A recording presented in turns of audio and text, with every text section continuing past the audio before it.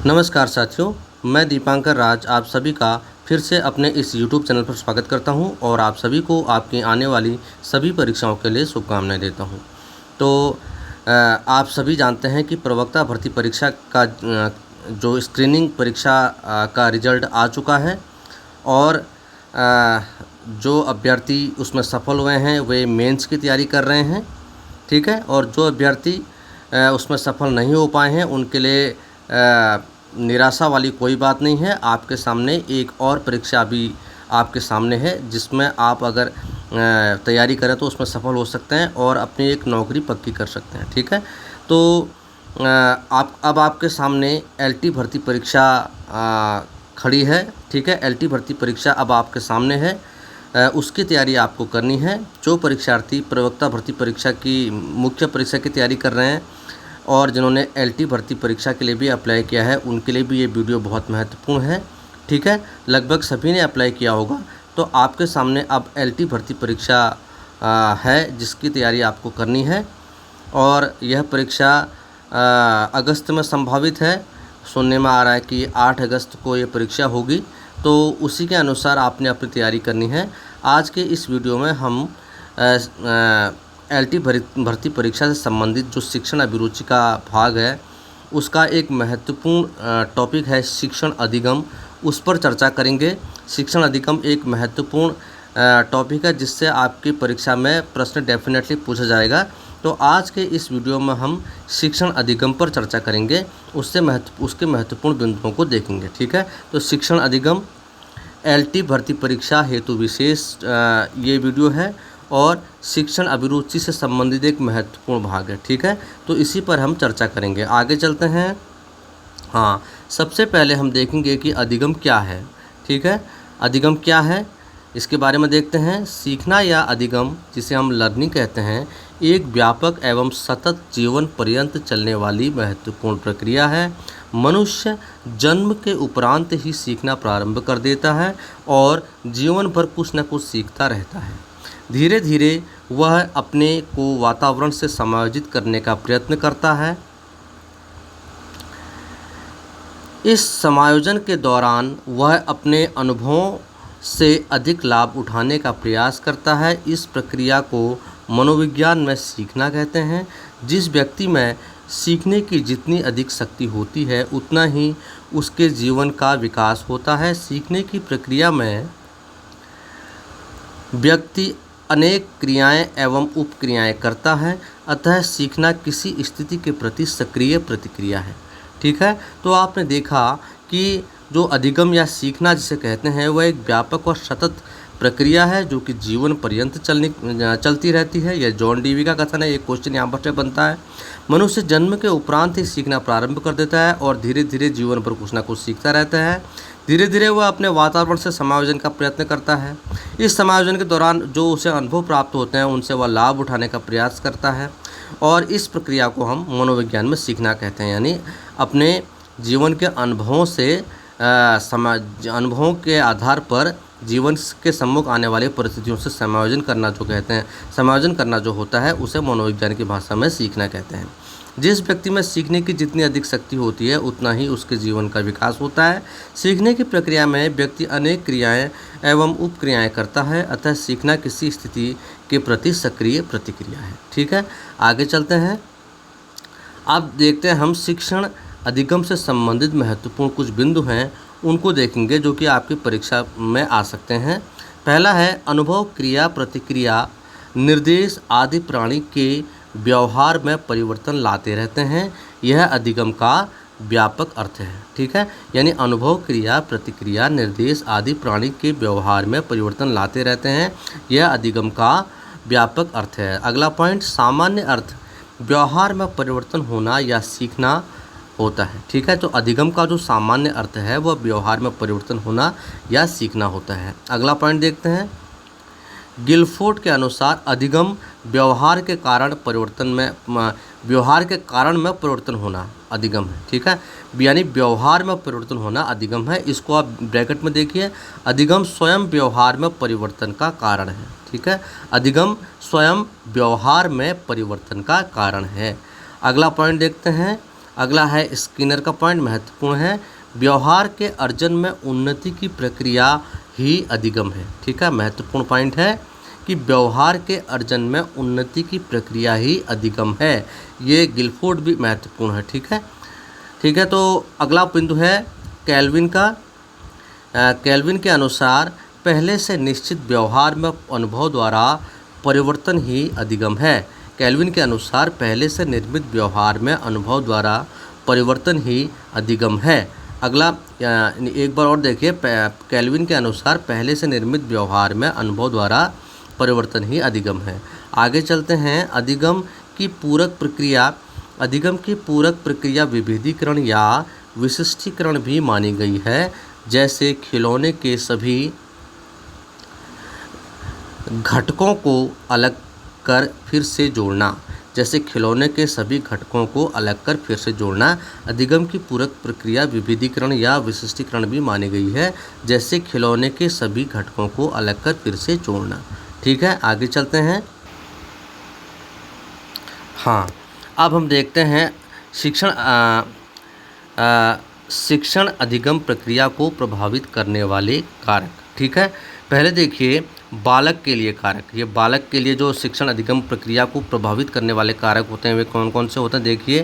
पहला है सीखने की इच्छा, शैक्षिक पृष्ठभूमि, शारीरिक मानसिक स्वास्थ्य, परिपक्वता, अभिप्रेरणा, अधिगमकर्ता की अभिवृत्ति, सीखने का समय व अवधि और बुद्धि। ठीक है, एक बार फिर से देखिए, सीखने की इच्छा, शैक्षिक पृष्ठभूमि, शारीरिक व मानसिक स्वास्थ्य, परिपक्वता, अभिप्रेरणा, अधिगमकर्ता की अभिवृत्ति, सीखने का समय व अवधि व बुद्धि।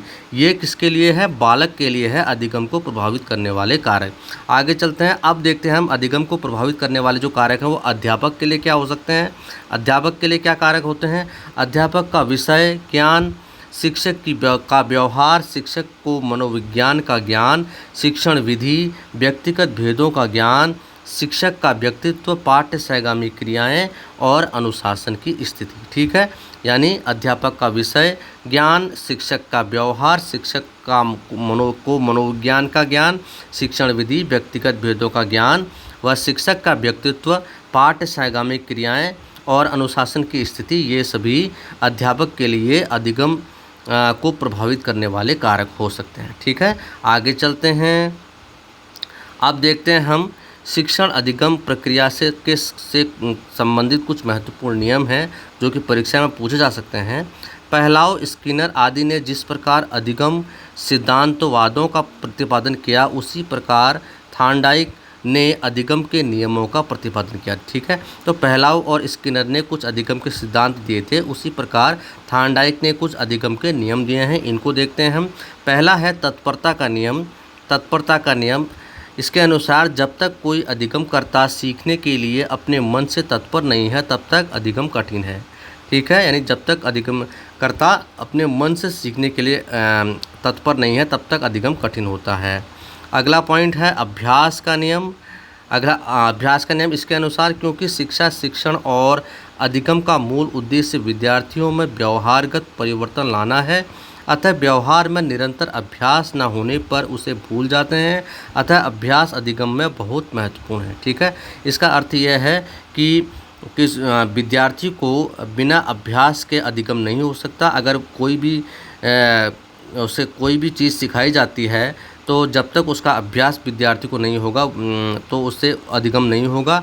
बिना अभ्यास के वह उस ज्ञान को भूल भी सकता है। ठीक है, इसलिए अभ्यास अधिगम में बहुत महत्वपूर्ण है। अगला पॉइंट है प्रभाव का नियम।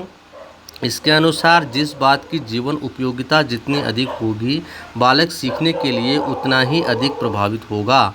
साथ ही पूर्व ज्ञान के प्रभाव में भी वह नए ज्ञान का अधिगम करता है। ठीक है, अर्थात जिस बात के लिए विद्यार्थी जितनी जीवन उपयोगिता महसूस करेगा, जितना उसके जीवन के महत्व को समझेगा, जीवन में उसके महत्व को समझेगा, उसकी सीखने की उतनी ही अधिक उसकी प्रवृत्ति होगी उस ज्ञान के प्रति। साथ ही पूर्व ज्ञान के अभाव में भी वह नए ज्ञान का अधिगम करता है। ठीक है, कि हर व्यक्ति कुछ न कुछ सीखना चाहता है। आगे चलते हैं, अब देखते हैं शिक्षण। यहाँ शिक्षण अधिगम से संबंधित कुछ सिद्धांत मैंने लिए हैं जो कि महत्वपूर्ण हैं। ठीक है, जो कि परीक्षा में पूछे जा सकते हैं। यहाँ पर मैंने साहचर्यवादी के दो सिद्धांत लिए हैं। पहला है अनुकरण सिद्धांत, यह महत्वपूर्ण है। अनुकरण सिद्धांत प्लेटो और अरस्तु की उपज है। महत्वपूर्ण पॉइंट है आपका कि अनुकरण का सिद्धांत किसने दिया है, ये प्लेटो और अरस्तु की उपज है। इसके अनुसार अधिगम की प्रक्रिया में सुनी हुई बात की अपेक्षा देखी हुई या किसी परिस्थिति में घटित हुई बात का प्रभाव अधिक होता है। यही कारण है कि विद्यार्थी शिक्षक का अनुकरण या नकल करते हैं। ये कारण है, ठीक है, कुछ अलग गलत छप गया वो, ठीक है। तो अनुकरण का सिद्धांत प्लेटो और अरस्तु ने दिया था। इसके अनुसार अधिगम की प्रक्रिया सुनी हुई बात की अपेक्षा देखी हुई किसी परिस्थिति या घटित हुई कोई घटना या उसका प्रभाव अधिगम पर अधिक होता है, ठीक है। यही कारण है कि विद्यार्थी शिक्षक का अनुकरण या नकल करते हैं, ठीक है। यानी अगर किसी भी कोई भी ज्ञान है उसको सुना कर देंगे, कोई बता कर देंगे, तो उसकी अपेक्षा अगर कोई कोई शिक्षण सहायक सामग्री से उसे वही चीज़ दिखाकर या सुनाकर उसे बताई जाए तो उसका प्रभाव छात्र पर अधिक होगा और वह अधिगम उसका और मजबूत होगा, ठीक है। अगला पॉइंट है प्रयत्न व भूल का सिद्धांत। प्रयत्न व भूल का सिद्धांत, यह सिद्धांत दिया था थार्नडाइक ने। थार्नडाइक इस सिद्धांत के प्रणेता हैं, ये भी महत्वपूर्ण पॉइंट है। प्रयत्न और भूल के सिद्धांत के प्रणेता थार्नडाइक हैं। उनके अनुसार अधिगम परिस्थिति और उसके परिणामों के बीच पारस्परिक संबंधों का परिणाम है, ठीक है। अधिगम परिस्थिति और उसके परिणामों के बीच पारस्परिक संबंधों का परिणाम है। किसी कार्य को करने का प्रयत्न तो कोई भी कर सकता है, किंतु उसमें सुधार मस्तिष्क की विशेष प्रक्रिया है, ठीक है। यानी किसी भी कार्य को करने का प्रयत्न तो कोई भी कर सकता है, परंतु जो उसमें सुधार है वो मस्तिष्क की विशेष प्रक्रिया है। मस्तिष्क विकसित होता जाता है और जीरो एरर की स्थिति आदर्श होती है। नए प्रयोग और नई खोज आदि के लिए इस सिद्धांत अत्यंत उपयोगी है, ठीक है। यह सिद्धांत अत्यंत उपयोगी है। तो इसका अर्थ यह है कि किसी भी कार्य को अगर बार बार उसका अभ्यास किया जाए तो बार बार उस पर सुधार होता जाएगा और एक स्थिति ऐसी आएगी कि उसमें उस कार्य में शून्य त्रुटि हो जाएगी, और शून्य त्रुटि जब होगी यानी जीरो एरर की स्थिति जब होगी तो वह आदर्श अवस्था होगी, ठीक है। जो सुधार की प्रक्रिया है वो मस्तिष्क की प्रक्रिया है। मस्तिष्क विकसित होता जाता है, अनुभवों से ज्ञान लेता रहता है, विकसित होता जाता है, और जीरो एरर यानी जब शून्य त्रुटि की स्थिति आ जाती है तो वह आदर्श अवस्था होती है। नए प्रयोग और नई खोज आदि के लिए यह सिद्धांत बहुत उपयोगी है। यानी प्रयत्न और भूल का सिद्धांत किसने दिया है, यह थार्नडाइक ने दिया है, और जो अनुकरण का सिद्धांत है वो दिया है प्लेटो और अरस्तु ने। बहुत महत्वपूर्ण पॉइंट है, ठीक है। आगे चलते हैं, ठीक है। अब यहाँ पर आते हैं हम शिक्षण अधिगम से संबंधित कुछ महत्वपूर्ण प्रश्नों को मैंने इसमें लिया है, ठीक है। इसको हम देखते हैं, इसको आप हल कर लीजिए। पहला प्रश्न है शैक्षिक अनुप्रयोग में विषय वस्तु किस प्रकार की होनी चाहिए। विकल्प हैं जटिल से सरल, सरल से जटिल, सीखने में अधिक समय लगाने वाली, या निरुद्देश्य, ठीक है। तो इसका जो सही उत्तर होगा वो होगा ब, सरल से जटिल, ठीक है। सरल से जटिल की ओर ये एक सिद्धांत भी है शिक्षण सूत्र का। आगे चलते हैं, अगला प्रश्न है ऑडियो विजुअल सामग्री यानी श्रव्य दृश्य सामग्री का प्रयोग करते हुए किस सूत्र का पालन करना चाहिए, ठीक है। ऑडियो विजुअल सामग्री का प्रयोग करते हुए किस सूत्र का पालन करना चाहिए। विकल्प में अमूर्त से मूर्त, मूर्त से अमूर्त, दोनों प्रकार, या कोई नहीं। तो इसका जो सही विकल्प होगा वो होगा विकल्प बी, यानी मूर्त से अमूर्त की ओर, ठीक है। अगला बिंदु देखते हैं, अगला प्रश्न देखते हैं। अगला प्रश्न है शिक्षण अधिगम करवाते समय कौन कौन से तरीके उपयोग में लाए जाते हैं, ठीक है। विकल्प है सरल से जटिल कर्म, नवीन ज्ञान को पूर्व ज्ञान से संबंधित करना, अधिक से अधिक ज्ञान इंद्रियों का प्रयोग करना, या दो उपरोक्त सभी। तो इसका उत्तर होगा विकल्प दो, उपरोक्त सभी। अगला प्रश्न देखते हैं अर्थपूर्ण अधिगम की महत्वपूर्ण प्रक्रिया है। अर्थपूर्ण अधिगम की महत्वपूर्ण प्रक्रिया है शारीरिक, मानसिक, भावात्मक, कोई नहीं। तो जो इसका सही विकल्प होगा वो होगा विकल्प बी, मानसिक। अगला प्रश्न देखते हैं। अगला प्रश्न है अधिगम का मुख्य घटक है उद्दीपक, लक्ष्य, बाधाएं, अभिप्रेरणा। तो जो इसका सही विकल्प होगा वो होगा विकल्प दो, वो है अभिप्रेरणा। अधिगम का मुख्य घटक है अभिप्रेरणा। अगला प्रश्न देखो, अधिगम में सबसे पहले भूमिका होती है आत्मीकरण की, समायोजन की, अनुकूलन की, या अनुक्रिया की। जो इसका सही विकल्प होगा वो होगा आत्मीकरण की, ठीक है। पहला इसका विकल्प और सही होगा, ठीक है। अगला प्रश्न देखते हैं अगला प्रश्न है, निम्न में से कौन सा विकल्प मानसिक विकास के साथ संबंधित नहीं है? दूसरों पर निर्भरता, मानसिक क्रियाओं की तीव्रता, कल्पना की संजीवता, सीखने की प्रक्रिया की तीव्रता। तो ये बाकी तीन तो मानसिक विकास से संबंधित लग रहे हैं, तो इसका जो विकल्प सही होगा वो होगा विकल्प अ। ठीक है, जो दूसरों पर निर्भरता ये मानसिक विकास से संबंधित नहीं है। ठीक है, अगला प्रश्न देखते हैं। अगला प्रश्न है, यदि ज्ञान को एक संरचनात्मक प्रतिमान में न प्रस्तुत किया जाए तो वह शीघ्र ही स्मृति में धारण हो जाएगा, विस्मृत हो जाएगा, परिपक्व हो जाएगा या स्थायी हो जाएगा। तो इसका सही विकल्प होगा विकल्प बी, विस्मृत हो जाएगा। ठीक है, आगे चलते हैं। हाँ, अगला प्रश्न है, अधिगम होता है सक्रिय रहकर, निष्क्रिय, शांत रहकर, सक्रिय और निष्क्रिय रहकर। ठीक है, तो जो इसका सही विकल्प होगा वो होगा विकल्प और सक्रिय रहकर। अधिगम सक्रिय रहकर होता है। अगला प्रश्न, सीखने का सिद्धांत किस पर आधारित है? विकल्प में जियो और जीने दो, करो या मरो, प्रयत्न और भूल या कोई नहीं। तो जो इसका सही विकल्प होगा वो होगा 100। ये थार्नडाइक का है, प्रयत्न और भूल के सिद्धांत पर सीखने का सिद्धांत आधारित है। अगला प्रश्न है, प्रशिक्षण एवं अनुभव के द्वारा व्यवहार में होने वाले परिवर्तन को सीखना या अधिगम कहते हैं। यह किसने कहा था? वुडवर्थ, स्किनर, गेट्स या थार्नडाइक। तो इसका सही विकल्प है विकल्प 100, गेट्स ने कहा था। ठीक है, अगला प्रश्न देखते हैं।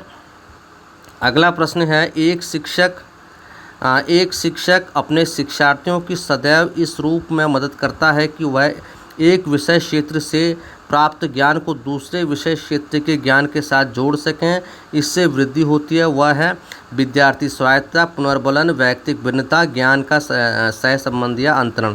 तो इसका सही विकल्प है विकल्प 2, ज्ञान का सहसंबंध एवं अंतरण। अगला प्रश्न देखते हैं। अगला प्रश्न है, जब प्रगति की दर में कोई परिवर्तन नहीं होता तो इस वक्र को कहते हैं नतोत्तर वक्र, शून्य त्वरित वक्र, उन्नतोत्तर वक्र या कोई नहीं। तो इसका सही विकल्प है विकल्प ब, शून्य तत्वरित वक्र। मतलब कि जब प्रगति की दर में कोई परिवर्तन नहीं होता तो उसे शून्य तत्वरित वक्र कहते हैं। अगला प्रश्न देखते हैं। अगला प्रश्न है, हाँ अगला प्रश्न है, देखिए, अधिगम आदतों ज्ञान एवं अभिवृत्तियों का अर्जन है, किसने कहा था? तो इसके विकल्प हैं Crow and Crow, Guthrie, Murphy, Skinner. तो इसका सही विकल्प है विकल्प अ, ये कहा था क्रो एंड क्रो ने। ठीक है, अगला प्रश्न देखते हैं। अगला प्रश्न है, सीखने की गति आरंभ में तीव्र, धीरे धीरे मंद होती जाती है, इसे कहते हैं, क्या कहते हैं इसे? इसका विकल्प है, इसके पहले विकल्प देख लेते हैं। विकल्प है सरल रेखीय वक्र, उन्नतोदर वक्र, मिश्रित वक्र या उपरोक्त सभी। तो इसका सही विकल्प है वो है विकल्प ब, उन्नतोदर वक्र। ठीक है, सीखने की गति आरंभ में तीव्र, धीरे धीरे मंद होती जाती है, इसे कहते हैं उन्नतोदर वक्र कहते हैं। ठीक है, आगे चलते हैं। अगला प्रश्न है, आरंभ में सीखने की गति मंद, बाद में तीव्र होती जाती है, इसे कहते हैं, उसी का उल्टा है।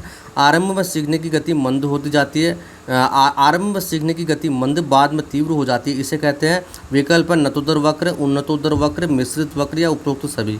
तो इसका जो सही विकल्प है वो है विकल्प अ, इसे बोलते हैं नतोदर वक्र। ठीक है, आगे चलते हैं। हाँ आगे चलते हैं। हाँ अगला प्रश्न देखते हैं। अगला प्रश्न है, उन्नतोदर नतोदर वक्रों के मिश्रित रूप को क्या कहते हैं? ठीक है, उन्नतोदर और नतोदर वक्रों के मिश्रित रूप को कहते हैं। तो इसका सही पहले विकल्प देख लिया, सरल रेखीय वक्र, मिश्रित वक्र, शून्य त्वरित वक्र या कोई नहीं। तो इसका जो सही विकल्प है वो है विकल्प ब, वह है मिश्रित वक्र। ठीक है, इसमें उन्नतोदर और नतोदर वक्र दोनों सम्मिलित हैं। अगला प्रश्न देखते हैं। अगला है, जब सीखने की क्रिया में बिल्कुल उन्नति नहीं होती तो इसे कहते हैं वक्र, पठार, त्वरण या कोई नहीं।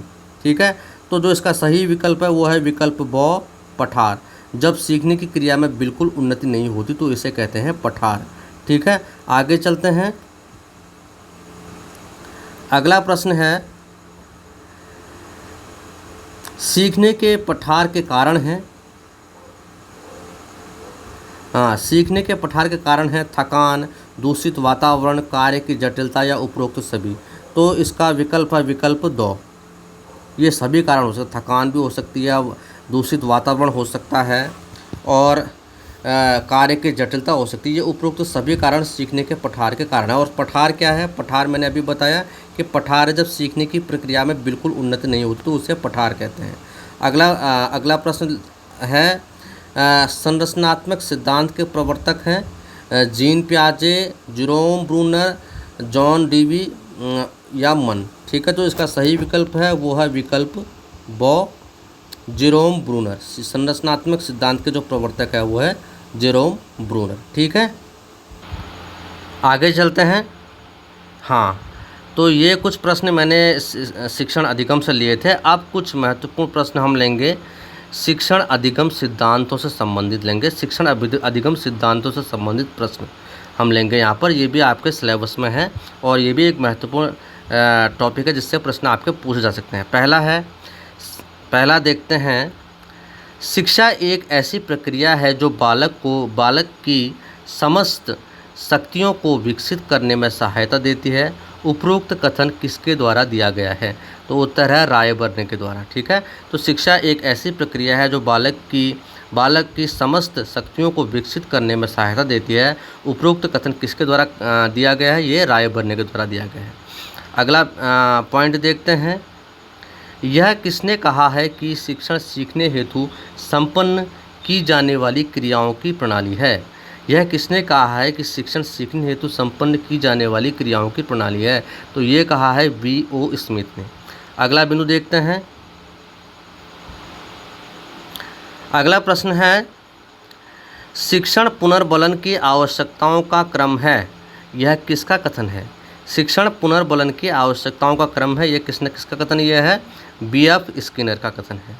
अगला प्रश्न, यह किसका विचार है कि शिक्षण एक त्रिमुखी प्रक्रिया है? तो ये है जॉन डीवी का। ठीक है, शिक्षण एक त्रिमुखी प्रक्रिया है जिसमें शिक्षक, छात्र और उसका पाठ्यक्रम शामिल होते हैं। तो ये कथन है जॉन डीवी का। आगे चलते हैं। अगला प्रश्न देखिए, सीखना आदतों, ज्ञान एवं अभिवृत्तियों को अर्जित करता है। उपरोक्त कथन किसके द्वारा कहा गया है? ये कहा गया क्रो एंड क्रो। सीखना आदतों, ज्ञान एवं अभिवृत्तियों को अर्जित करता है। उपरोक्त कथन किसके द्वारा कहा गया है? Crow and crow. अगला प्रश्न, शिक्षण एक द्विध्रुवी प्रक्रिया है, किसके द्वारा कहा गया है? ये एडम्स का। शिक्षण एक द्विध्रुवी प्रक्रिया है, ये एडम्स ने कहा गया है और एडम्स के द्वारा कहा गया है। और त्रिमुखी या त्रिध्रुवी प्रक्रिया है वह जॉन डीवी के द्वारा कहा गया है। अगला प्रश्न है, संप्रेषण किस शब्द का हिंदी रूपांतरण है? कम्युनिकेशन का रूपांतरण है। अगला प्रश्न देखिए, अगला प्रश्न है, शिक्षा का सामान्य सिद्धांत क्या है? उद्देश्य निर्धारण का सिद्धांत। तो शिक्षा का जो सामान्य सिद्धांत है वह उद्देश्य निर्धारण का सिद्धांत है। आगे चलते हैं। अगला प्रश्न देखिए, अगला प्रश्न है, करके सीखने के सिद्धांत को क्या कहते हैं? ये कहते हैं क्रियाशीलता का सिद्धांत। अगला प्रश्न, बालक की योग्यता एवं क्षमता के अनुसार चयन किया जाता है। यह सिद्धांत किसको चयन का सिद्धांत कहते हैं? जिसमें बालक का योग्यता और क्षमता के अनुसार चयन किया जाता है, इसे चयन का सिद्धांत कहते हैं। अगला है, स्थूल से सूक्ष्म की ओर शिक्षण सूत्र को अन्य किस नाम से जाना जाता है? तो इसको कहा जाता है मूर्त से अमूर्त की ओर। ठीक है, स्थूल से सूक्ष्म की ओर जो शिक्षण सूत्र है उसको मूर्त से अमूर्त की ओर शिक्षण सूत्र के नाम से भी जाना जाता है। आगे चलते हैं। हाँ, आगे चलते हैं। अगला बिंदु है, शिक्षण सूत्र का प्रभाव पड़ता है, शिक्षण पर पड़ता है। अगला बिंदु, TLM का पूरा नाम क्या है? महत्वपूर्ण पॉइंट, TLM का पूरा नाम क्या? ये है टीचिंग लर्निंग मटेरियल। ठीक है, टीचिंग लर्निंग मटेरियल TLM का फुल फॉर्म है। अगला बिंदु, जो लोग ट्रेनिंग कर चुके हैं जानते ही हैं, ठीक है, या BTC B.Ed कर चुके जानते ही हैं। अगला बिंदु है, किस शिक्षण सूत्र में पहले तथ्य या विषय वस्तु की पूर्ण जानकारी अल्प रूप में दी जाती है, फिर एक एक अंश की जानकारी दी जाती है? तो यह है पूर्ण से अंश की ओर। ठीक है, किस शिक्षण सूत्र में पहले तथ्य या विषय वस्तु की पूर्ण जानकारी अल्प रूप में दी जाती है, फिर एक एक अंश की जानकारी दी जाती है। तो यह है पूर्ण से अंश की ओर। अगला बिंदु है डाल्टन पद्धति के जन्मदाता कौन है? तो ये है पार्खस्ट हैं। ठीक है। अगला बिंदु शिक्षण की त्रिमुखी प्रक्रिया के 3 बिंदु कौन कौन से हैं? ये मैंने अभी बताया था, शिक्षक, शिक्षार्थी और पाठ्यक्रम। ठीक है। तो शिक्षण की त्रिमुखी प्रक्रिया के बिंदु कौन कौन से हैं? शिक्षक, विद्यार्थी और पाठ्यक्रम। आगे चलते हैं। हाँ, अगला प्रश्न देखिए, पहलों ने अपना प्रयोग किस पर किया था? कुत्ते पर। आप जानते हैं, महत्वपूर्ण पॉइंट। अगला बिंदु, यदि एक व्यक्ति दूसरे व्यक्ति को सूचना या जानकारी देता है और दूसरा व्यक्ति उसको समझ लेता है तो वह कहलाता है संप्रेषण। ठीक है। अगला बिंदु देखिए, किसका कथन है कि शिक्षण अधिगम हेतु दिया गया उद्दीपन, मार्गदर्शन, दिशा, बोध या प्रोत्साहन है? किसका कथन है कि शिक्षण अधिगम हेतु दिया गया उद्दीपन, मार्गदर्शन, दिशा, बोध और प्रोत्साहन है? तो ये बर्टन का कथन है। ठीक है। अगला प्रश्न है, बच्चों की कल्पना शक्ति का विकास किया जा सकता है? ये कहानी के द्वारा किया जा सकता है। ठीक है। ये इस प्रश्न को देखिए, किसका कथन है? शिक्षण अधिगम हेतु दिया गया उद्दीपन, मार्गदर्शन, दिशा, बोध और प्रोत्साहन है। तो ये बर्टन का कथन है। और अंतिम प्रश्न है, बच्चों की कल्पना शक्ति का विकास किया जा सकता है? ये कहानी के द्वारा बच्चों की कल्पना शक्ति का विकास किया जा सकता है। ठीक है। तो ये आज के इस वीडियो में मैंने ये शिक्षण अधिगम के बारे में चर्चा की। शिक्षण अधिगम क्या है और इसके नियमों, कुछ महत्वपूर्ण नियमों पर चर्चा की और इसके बहुविकल्पी प्रश्नों को देखा और शिक्षण अधिगम के सिद्धांतों के प्रश्नों को भी हमने इस वीडियो में देखा है। तो आप इस वीडियो को बार बार देखिए, शुरू से लास्ट तक बिना रुके देखिए, बार बार देखिए, तो आपके शिक्षण अधिगम से संबंधित लगभग सभी प्रश्नों की तैयारी इस वीडियो से आपकी हो जाएगी और आप अपनी LT भर्ती परीक्षा में शिक्षण अधिगम से संबंधित सभी प्रश्नों को हल कर पाएंगे और आपका कोई प्रश्न छूटेगा नहीं। ठीक है। तो मुझे उम्मीद है कि ये वीडियो आपके काम आएगा, आपको अच्छा लगेगा और ये आपके परीक्षा में इससे संबंधित प्रश्न अवश्य पूछे जाएंगे। आप इसको शुरू से लास्ट तक बार बार देखिए और इससे लाभ प्राप्त कीजिए। ठीक है। अगर आपको ये वीडियो अच्छा लगता है तो आप इसे लाइक कीजिए, शेयर कीजिए। अगर कोई कमी लगती है तो आप कमेंट सेक्शन में बताइएगा कि क्या कमी हम इसमें रह गई, मैं और सुधार करूँगा। ठीक है। तो अगर आपको वीडियो अच्छा लगता है, आपके काम आता है, तो आप इसे लाइक कीजिए, शेयर कीजिए, मेरे चैनल को सब्सक्राइब कीजिए ताकि मैं जो भी वीडियो अपलोड करूँ वो आप तक तुरंत पहुँचे। बाकी की जानकारी मैं आपको अगली वीडियो में दूंगा। तब तक के लिए LT भर्ती परीक्षा के लिए आपको शुभकामनाएं। ठीक है। बाकी की जानकारी अगली वीडियो में। तब तक के लिए धन्यवाद। नमस्कार।